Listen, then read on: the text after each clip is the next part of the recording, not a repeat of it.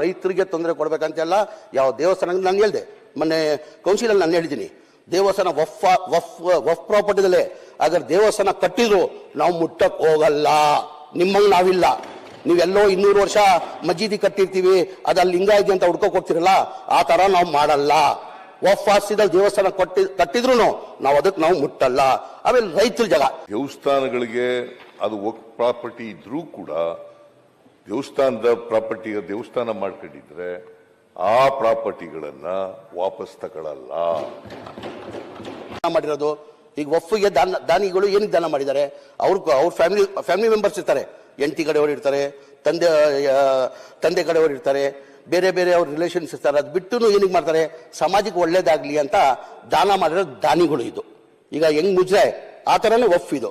ಈಗ ಮುಜ್ರೆದಲ್ಲೂ 30,000 ನನ್ನ ಅನಿಸಿಕೆ ಒಂದು 8,000 ಏನೋ 9,000 ಎಕರೆ ಎನ್ಕ್ರೋಚ್ಮೆಂಟ್ ಆಗಿದೆ. ಅದೆಲ್ಲ ಬನ್ನಿ ನಾವು ನೀವು ಸೇರಲ್ಲ, ಬೋರ್ದಿರ್ಲಿ ಮುಜ್ರಾದಿರ್ಲಿ ಎಲ್ಲ ತೆಗಿಬೇಕು ಎನ್ಕ್ರೋಚ್ಮೆಂಟ್ ನಾವೆಲ್ಲ ಸೇರಿ.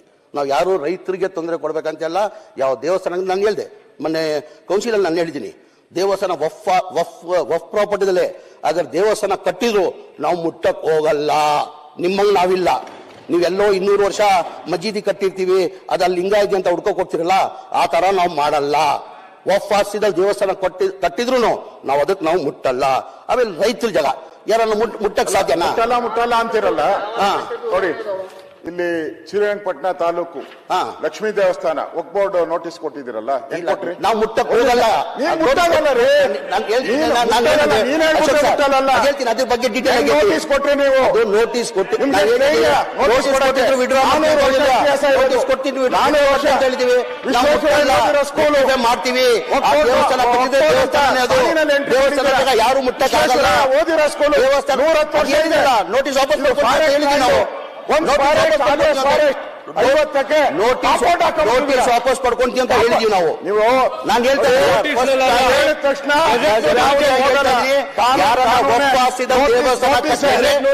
ಮುಟ್ಟಕ್ ಹೋಗಲ್ಲ, ಮುಟ್ಟಕ್ ಹೋಗಲ್ಲ. ಬಿಜೆಪಿ ಅವ್ರು ಮಾಡಿದ್ರು, ಬಿಜೆಪಿ ಅವರೆಲ್ಲ ನಾನು ಹೇಳ್ತಾರೆ ನೀವು ಕೊಟ್ಟಿರೋ ನೋಟಿಸ್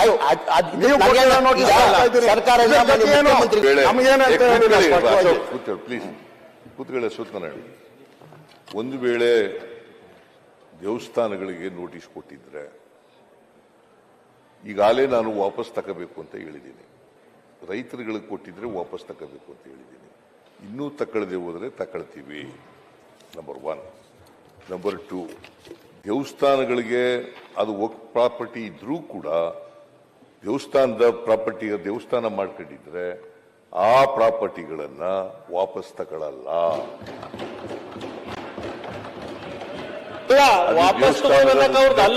ಹೋಗಲ್ಲ. I am making it very very clear. ಕಿತ್ಕೊಳ್ಳಕ್ ಹೋಗಲ್ಲ.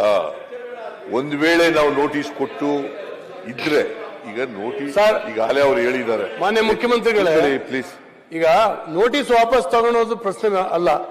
ತಾವು ಹೇಳಿದ್ ಸರಿ ಇದೆ, ಅವತ್ತಿಂದ ಹೇಳ್ತಾ ಇದ್ದೀವಿ. ಈಗ ಏನಂದ್ರೆ ನೀವ್ಯಾಕ್ರಿ ನೋಟಿಸ್ ಕೊಟ್ರಿ? ಫಾರ್ಮ್ ನಂಬರ್ RTC ನಲ್ಲಿ ಕಾಲಂ ನಂಬರ್ 9 ತೆಗಿತೀರಾ, ವಕ್ಫ್ ಅಂತ ತೆಗಿತೀರಾ, ಗೆಜೆಟ್ ನೋಟಿಫಿಕೇಶನ್ ಚೇಂಜ್ ಮಾಡ್ತೀರಾ, ಇದು ತಾವು ಸ್ಟೇಟ್ಮೆಂಟ್ ಕೊಡ್ಬೇಕು. ಇದು ನೋಟಿಸ್ ಕೊಟ್ಟು ವಾಪಸ್ ತಗೊಳೋದ್ರಿಂದ ಏನು ಪ್ರಯೋಜನ ಆಗಲ್ಲ. ಇನ್ನೊಬ್ಬ ಬಂದು ಕೊಡ್ತಾನೆ. ಕಾಲಂ ನಂಬರ್ 9 ತೆಗೆದು ಹಾಕ್ತೀರಾ, ಗೆಜೆಟ್ ನೋಟಿಫಿಕೇಶನ್ ಇಂದ ಒಂದು ನಾವು ನೋಟಿಸ್ ಅನ್ನ ಕೊಟ್ಟಿದ್ರು ವಾಪಸ್ ತಗೊಂತೀರಿ ಅಂತ ಮುಖ್ಯಮಂತ್ರಿಗಳು ಪದೇ ಪದೇ ಹೇಳಿದ್ದಾರೆ. ಈಗ ಸದನದಲ್ಲೂ ಹೇಳಿದ್ದೀರ. ಅದಕ್ಕಿಂತ ಮುಖ್ಯವಾಗಿ ಕಾಲಂ ನಂಬರ್ 9 ಮತ್ತು ಕಾಲಂ ನಂಬರ್ 11 ಅಲ್ಲಿ ಒಂದು ನಿಮಿಷ ಸರ್, ಅದನ್ನ ತೆಗಿಬೇಕಾದ್ರೆ ನೀವು 1994ನೇ ಇಸ್ವಿಯಲ್ಲಿ ಒಂದು ಗೆಜೆಟ್ ಆಗಿದೆ ಸರ್ಕಾರದಿಂದ, 74ರಲ್ಲಿ ಒಂದು ಗೆಜೆಟ್ ಆಗಿದೆ. ನಿಮ್ ಸರ್ಕಾರ ಇದ್ದಾಗೆ ಮಾಡಿದಿರ. ಆ ಗೆಜೆಟ್ ರದ್ದು ಮಾಡಿದ್ರೆ ಇದಕ್ಕೆಲ್ಲ ಮುಕ್ತಿ ಸಿಗ್ತತೆ. ಇಲ್ಲ ಅಂದ್ರೆ ತಿರ್ಗಿ ಇನ್ನೊಂದಷ್ಟು ದಿನ ಹೋದ್ಮೇಲೆ ತಿರ್ಗಿ ಇನ್ನೊಂದು ನೋಟಿಸ್ ಕೊಡ್ತಾರೆ. ಒಂದೇ ನಿಮಿಷ, ನಾನೇನ್ ಗಲಾಟೆ ಮಾಡಲ್ಲ ಸರ್. ಅವ್ರು ಹೇಳಿದ ಮೇಲೆ ಮುಖ್ಯಮಂತ್ರಿಗಳು ನಿಮಗೇನೇ ಇದ್ರು ಕ್ಲಾರಿಫೈ ಮಾಡ್ತಾರೆ. ದಯವಿಟ್ಟು ಕೂತ್ಕೊಳ್ರಿ. ಆಂಗ್ಸೈಟಿ ನನಗೆ ಅರ್ಥ ಆಗುತ್ತೆ, ನಿಮ್ಮ ರಾಜಕೀಯ ನನಗೆ ಅರ್ಥ ಆಗುತ್ತೆ. ಮಾಡಿ, ಬೇಡ ಮಾಡಬೇಡಿ ಅಂತ ಹೇಳಲ್ಲ. ಪ್ರಜಾಪ್ರಭುತ್ವ ವ್ಯವಸ್ಥೆಯಲ್ಲಿ ರಾಜಕೀಯ ಮಾಡಬೇಕು. ಅವರು ಮಿನಿಸ್ಟ್ರು ಉತ್ತರ ಕೊಡಕ್ಕೆ ಶುರು ಮಾಡಿದ್ದಾರೆ. ನೀವು ಚರ್ಚೆ ಎಲ್ಲ ಮಾಡಿದ್ದೀರಿ ಅಲ್ವಾ? ಇವೆಲ್ಲ ವಿಚಾರಗಳನ್ನೆಲ್ಲ ಹೇಳಿದ್ದೀರಿ. Let him reply. ಸರ್ ಆಮೇಲೆ ನೀವೇನ್ ಬೇಕಾದ್ರೂ ಕೇಳಿ ಮಿಸ್ಟರ್ ಸರ್ ತಾವೇ ಹೇಳ್ರಿ. ಹೋಮ್ ಮಿನಿಸ್ಟರ್ ಮತ್ತೆ ಎಲ್ಲರೂ ಬೇಕಾದ್ರೆ ಯೋಚನೆ ಬಂದ್ಬಿಟ್ಟಿದೆ ನಮ್ ಜಮೀರ್ ಅವ್ರಿಗೆ. ನಾವು ಡಿಸ್ಟರ್ಬ್ ಮಾಡ್ಬೇಕು ಅಂತ ಹೇಳಲ್ಲ. ಬಿಡಲ್ಲ ಅಂತಂದ್ರೆ ಏನ್ ಮಾಡ್ಬೇಕು? ನಾವು ಹೇಳಿದಾಗೆ ಉತ್ತರ ಕೊಡ್ಬೇಕಾ? ನಾವು ಹೀಗೆ ಮಧ್ಯ ನೀವು ಪ್ರಶ್ನೆಗಳಿಗೆಲ್ಲ ಉತ್ತರ ಕೊಡ್ತಾ ಕೂತ್ರೆ ಇಲ್ಲ, ಒಂದು ಸಣ್ಣ ಕ್ಲಾರಿಫಿಕೇಶನ್ ಪೊಲಿಟಿಕಲ್ ಸ್ಟೇಟ್ಮೆಂಟ್ ಅವರು ರಿಪ್ಲೈ. ಸರ್ ಅವರು complete is reply. Clarification right to question him. ಅಲ್ಲಲ್ಲ, ಅವ್ನು ಏನಾದ್ರು ತಪ್ಪು ಮಾಡಿದ್ರೆ ಅಥವಾ ಸರಿ ತಪ್ಪು ಮಾಡಿದ್ಕೆ ನಾವು ಪ್ರಶ್ನೆ ಮಾಡ್ಬೇಕು. ಅನುದಾನ ಇದ್ರೆ ಆಮೇಲೆ ಪ್ರಶ್ನೆ ಕೇಳಿ ಅದನ್ನ. ಅದು ಬಿಟ್ಬಿಟ್ಟು ಮತ್ತೆ ಕ್ಲಾರಿಫಿಕೇಶನ್ ಅಲ್ಲ. ಅವ್ರು ಏನ್ ಹೇಳಿದ್ರು ಗೊತ್ತಾ? ಮಾನ್ಯ ನಾವು ಮಸೀದಿ ಹೊರಡೆ ಇರುವಂತ ಸದಸ್ಯರೇ, ಶಿವಲಿಂಗ ಇರುವಂತ ಲಿಂಗಗಳು ಇರುವಂತದನ್ನ ಮಸೀದಿಗಳನ್ನ ಹೊಡೆದಿದ್ದೀರಾ ಅಂತ ಹೇಳಿದ್ರು. ಇಲ್ಲ ಹಂಗಿಲ್ಲ ಹೇಳಿದ್ರು ಅವರು.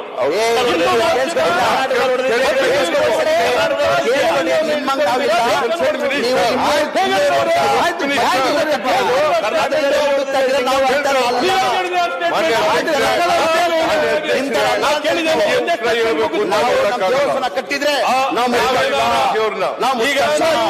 ಮುಟ್ಟಲ್ಲ.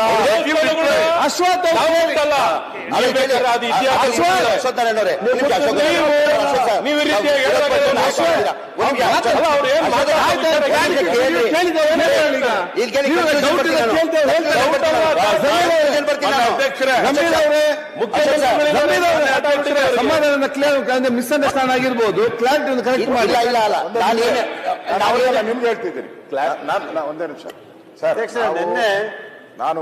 ನಾನು ಅಪೋಸಿಷನ್ ಲೀಡರ್. ನಾನು ಮಾತಾಡುವಾಗ ಪರ್ಟಿಕ್ಯುಲರ್ ಆಗಿ ಮುಖ್ಯಮಂತ್ರಿಗಳೇ, ನಾನು ಸರ್ವೆ ನಂಬರ್ ಹೇಳಿದೆ, ಪರ್ಟಿಕ್ಯುಲರ್ ಮೈಸೂರು ಹೇಳಿದೆ, ನಾನು ಚಿಕ್ಕಬಳ್ಳಾಪುರ ಹೇಳಿದೆ, ಆಮೇಲೆ ಮಂಡ್ಯ ಹೇಳಿದೆ, ಆಮೇಲೆ ರಾಯಚೂರು, ಈ ತರದ ಪರ್ಟಿಕ್ಯುಲರ್ ಸರ್ವೆ ನಂಬರ್ ಹೇಳಿದೆ. ನಾನು ವಿಶ್ವೇಶ್ವರಯ್ಯನ ಓದಿರೋ ಸ್ಕೂಲ್ದು ನಾನು ಸರ್ವೆ ನಂಬರ್ ಕೊಟ್ಟು ಈ ಫೋಟೋನು ಎಲ್ಲ ತೋರಿಸಿದೆ. ನನಗೆ ಹೆಂಗ್ ಉತ್ತರ ಬೇಕು ಅಂತ ನಾನು ಕೇಳೋದು, ನಾನು ಬಯಸೋದು, ಹಂಗೆ ಕೊಡಿ ಅಂತ ಹೇಳಕ್ಕಾಗಲ್ಲ. ನಾನು ಹೇಳಿದ ಪಾಯಿಂಟ್ ನ ಅವ್ರು ನೋಟ್ ಮಾಡ್ಕೋಬೇಕಾಯ್ತು. ನೀವು ಈ ತರ ಹೇಳಿದ್ರಿ, ವಿಶ್ವೇಶ್ವರಯ್ಯನವ್ರು ಓದಿದ ಶಾಲೆನ ನೀವು ಮಾಡಿದ್ದೀರಾ ಅಂತ ನಾನು ಹೇಳ್ತಾ ಇದ್ದೀನಿ. ಆ ತರದ್ದು ಇಲ್ಲ, ಹಾಗೆ ಹೇಳ್ಬೇಕು. ಮತ್ತೆ ಮೈಸೂರ್ದು ನಾನು ಹೇಳಿದೆ 110 ಮನೆಗಳದು ನೀವು ಕೊಟ್ಟಿದ್ದೀರಾ, ಇಲ್ಲ ಆ ತರದಿಲ್ಲ, ಆ ತರದ್ದು ಏನಾನ ಇದ್ರೆ ಇಮಿಡಿಯೇಟ್ ಆಗಿ ನಾನು ವಜಾ ಮಾಡ್ತೀನಿ ಅಂತ ಒಂದೊಂದೇ ಹೇಳಿದ್ರೆ ಅದಕ್ಕೆ ಅರ್ಥ ಬರ್ತಾ ಇತ್ತು. ಇವರು ಸುಮ್ಮನೆ ಜನರಲ್ ಆಗಿ ಸ್ಟೇಟ್ಮೆಂಟ್ ಮಾಡಿದ್ರೆ ಅದು ಸ್ಯಾಂಟಿಟಿ ಬರಲ್ಲ.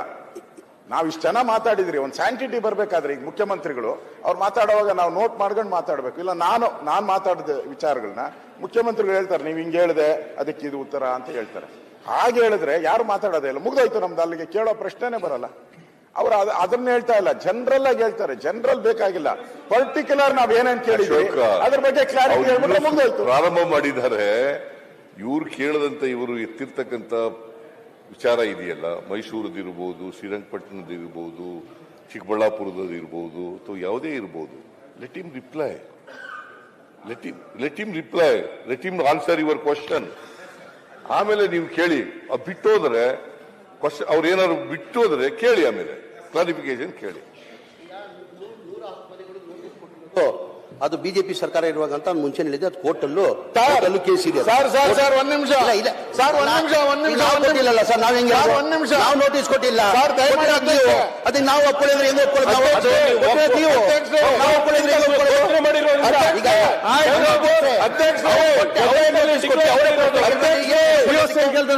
ಅವರೇ ಪ್ರಶ್ನೆ, ಅವರೇ ನೋಟಿಸ್ ಪ್ರಶ್ನೆ ಕೇಳಿದ್ರೆ ಆದ್ಮೇಲೆ ಆ ಕೋರ್ಟ್ ಕೇಸ್ ಇದೆ. ಸ್ಕೂಲ್ದು ಯಾವತ್ತು ತಾವು ಹೇಳ್ತಾ ಇದ್ರ ಸ್ಕೂಲ್ದು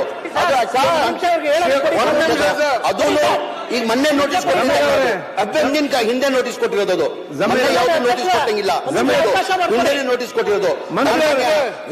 ನಾಯಕರಿಗೆ ಒಂದೇ ಕೇಳ್ಕೊಳ್ಳೋದು ನಾನು, ಆತರ ಯಾರನ್ನ ರೈತರಿಗೆ ಆತರ ಅಂದ್ರೆ ಒಫಾಸ್ತಿ ಎಲ್ಲ ಬಿಟ್ಕೊಡ್ಬೇಕಾಗ್ತದೆ. ನಾವು ದೇವಸ್ಥಾನ ಮತ್ತೆ ನೀವೆಲ್ಲ ಆಸ್ತಿ ಬಿಟ್ಟು ಏನ್ ಮಾಡೋದು?